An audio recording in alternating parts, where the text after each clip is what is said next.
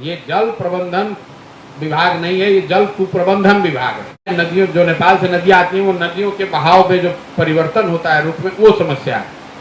कुल मिला जुलाकर जो जल संसाधन है उसको वो यहाँ कमाने का सबसे बड़ा जरिया है। दोनों में इंजन तो नीतीश कुमार ही थे, तो जब इंजन ही फेल है तो कोई भी डबल इंजन लगा लीजिए कि 4 इंजन लगा दीजिए। उसका काम ही यही है कि बाढ़ में पैसा कमाओ, फिर सुखाड़ में पैसा कमाओ। चली गई और जल जमाव की यहाँ समस्या है।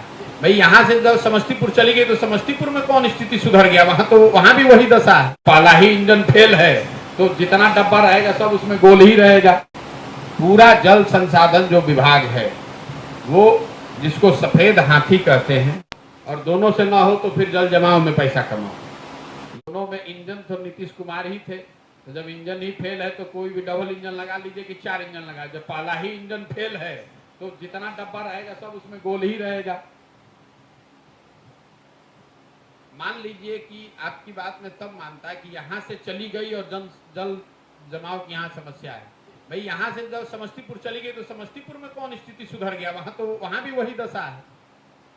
अगर ऐसा होता कि यहाँ पर जो योजना आई, जो कार्यालय खुला, वो यहाँ से चला गया, जिसकी वजह से यहाँ जल जमाव की समस्या है या नहर की समस्या है, तो मैं इस पर चर्चा करता। मैं आपको बता रहा हूं कि बिहार के ज्यादातर जगहों पर पूरा जल संसाधन जो विभाग है वो, जिसको सफेद हाथी कहते हैं, उसका काम ही यही है कि बाढ़ में पैसा कमाओ, फिर सुखाड़ में पैसा कमाओ, और दोनों से ना हो तो फिर जल जमाव में पैसा कमाओ। ये जल प्रबंधन विभाग नहीं है, ये जल कुप्रबंधन विभाग है।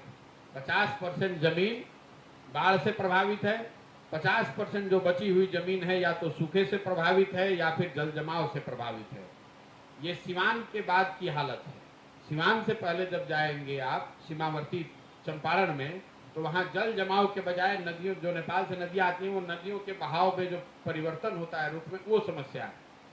कुल मिला जुलाकर जो जल संसाधन है उसको वो यहाँ कमाने का सबसे बड़ा जरिया है। आप देखेंगे जो भी सत्ता में रहता है, चाहे जिस भी गठबंधन की सरकार रहे, लेकिन जो सत्ता में रहता है वो सत्ताधारी दल जल संसाधन डिपार्टमेंट किसी को नहीं देता है।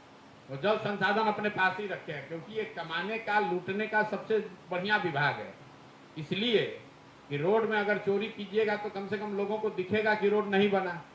जल संसाधन ऐसा विभाग है कि बाढ़ आया, बाढ़ के नाम पर हजारों करोड़ रुपए लूट हो गई, आपने बता दिया काम हुआ था, बाढ़ में सब बह गया, अगले साल फिर वही काम।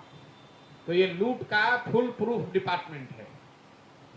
हसनपुर अकेला नहीं है, और यहाँ पर वो कार्यालय आ भी जाएगा तब भी नहीं सुधरने वाला है। कार्यालय आ भी जाएगा तो वही दशा रहेगी।